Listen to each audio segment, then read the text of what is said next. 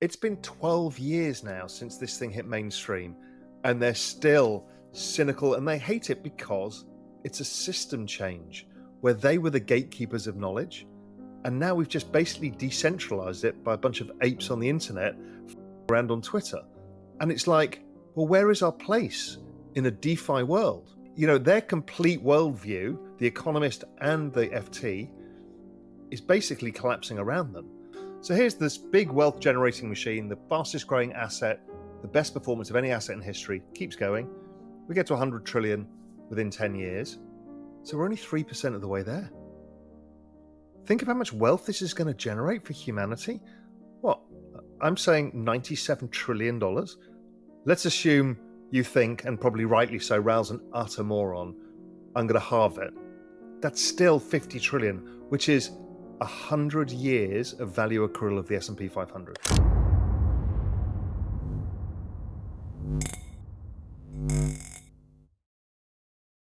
Today we have Real Vision CEO Raoul Pal giving us his updated prediction for crypto, why the coming cycle will be different, and what we can expect from the coming bull market that's projected to explode in the first quarter of 2025. With crypto and technology being the biggest investments this year, Raoul Pal says that he's remaining bullish on digital assets after significantly increasing his position size during the last bear market. The former Goldman Sachs executive gives a portfolio update on which crypto assets have the biggest upside in the coming months, and why this year, more than ever, we'll see massive capital pouring into the space.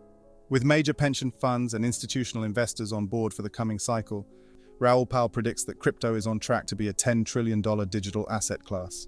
As Bitcoin and Ethereum continue to dominate the top two spots by market cap, Pal says that this cycle will separate itself from its predecessors, as devalued fiat currencies will push more adoption into the crypto market and bring in more capital than we've ever seen before.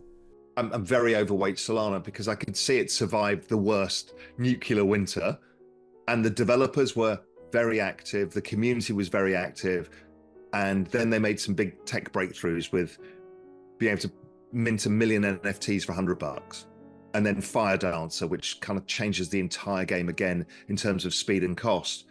So I think that's why I've backed that horse, and still having Bitcoin and still having Ethereum.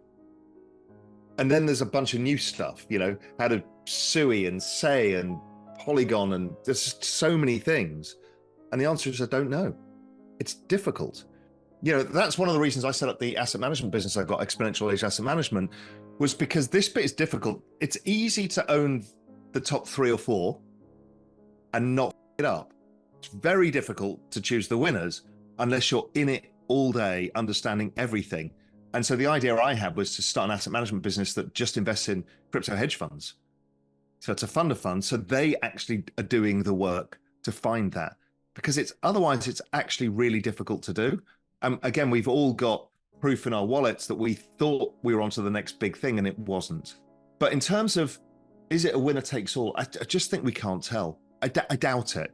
I think different chains will be used for different things, but it'll probably end up being a total of 5, take 80% of the market. I mean, XRP is another one. It has use. There's plenty of use, but it's not the best performing asset. It's a blockchain that gets used. There's a bunch of others with big market caps that aren't used at all, just for fun. I mean, you could use Doge. Elon may use Doge for payment systems or whatever, some way, shape or form. But Doge's got huge market cap, just driven by retail investors. It's bananas, but this is the space we're in. Listen, I think the whole space, the meme is really important. I mean, the best meme Bitcoin ever had was not digital gold, it's number go up, right? I mean, that's such a powerful meme, right? And people get it. And so memes are really important because these are new things and people don't know how to really place them in the mental framework. It's kind of a child of the internet too. So, dog with hat is like the big meme coin of the moment. And that's fine. It's kind of pure speculation and culture. It's the value of culture. But the problem is it can die so quick, the culture of one thing, and others are pervasive like Doge. So it is really hard to do. but my God, you can make a lot of money. And in my 10% degen portfolio, I've got a couple of those that are just memes that I think could work, but it actually takes a lot of work. So a few of my friends are really good at doing this. They really focus on the meme. I try and look at the meme that might run for a year or a year and a half, as opposed to the meme, because some of these will do 50x in a month and then disappear. So it's hard, and I don't like people to do it unless they really know what they're doing, or if do it with the 10%, because that's one way of up. You just think you're on to the next 100x, you put all your cash in, you get rug pulled or whatever, and before you know it, you've lost all your money. Raoul believes banks are attempting to achieve interest rate neutrality without completely destroying the world economy. However, investors have begun speculating that tighter financial and credit conditions for households and businesses are likely to weigh on economic activity.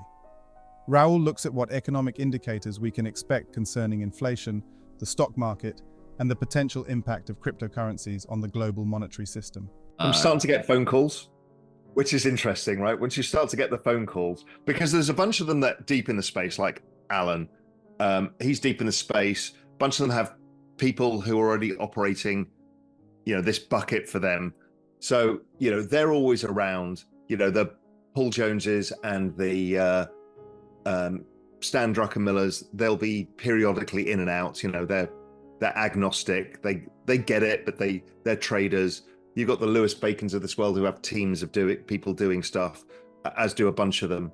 But then there's the other kind of billionaire crowd, which is the other hedge fund managers or just the general billionaire crowd.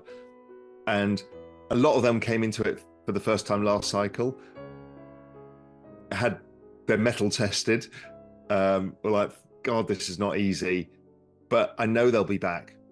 So I'm getting quite a few phone calls from that crowd as well, which is like, hey, should we get back in, and what should I be thinking, and how should I be doing it?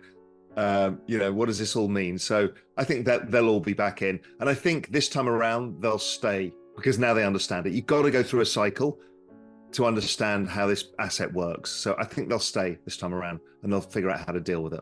And I've done a lot of work from Global Macro Investor, which a lot of these guys are all subscribers to.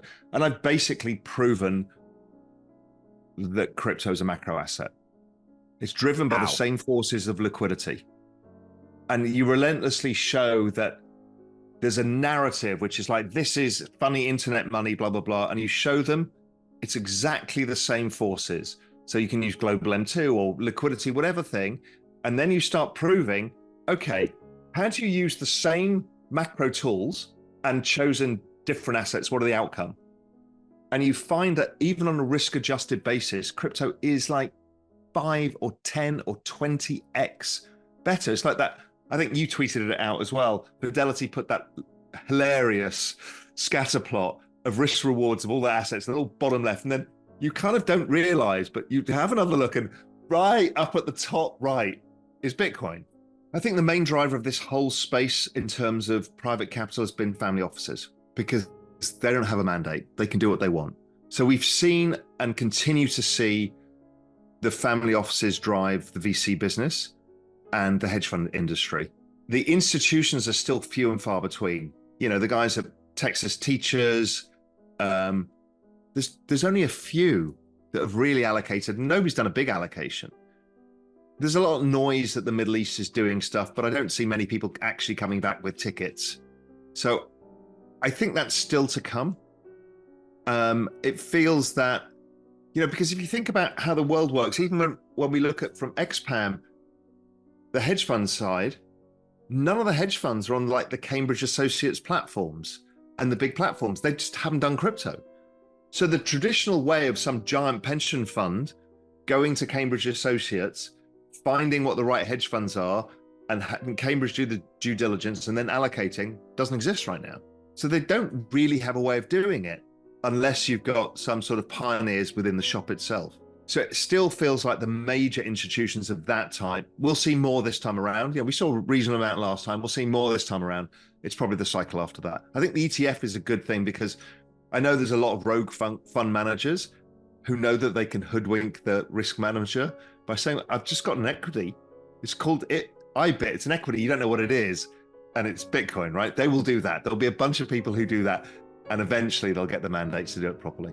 Raoul Pal uncovers how changes in cryptocurrencies can send ripples effects through our wallets. Imagine a world where borrowing money becomes more expensive. Those cool credit card deals and car leases might not be as sweet. But it's not just about numbers, it's about fairness and how many things we can buy. Among the market noise, Bitcoin emerges as a rebel in the money world, shaking up old traditions. Pal points out that the everything code is like saying money is this invisible thread that's connecting it all together. With big banks being the guardians of balance, he says they're working behind the scenes to keep things steady, preventing financial chaos, but he believes the inevitable is coming. What do you think about the latest interview with Raoul Pal? And how do you think his prediction for Bitcoin, crypto, and the financial market plays out in the first quarter of 2024? Comment down below. Thanks so much for watching. Don't forget to hit the like button and subscribe for more content just like this. We'll see you in the next video.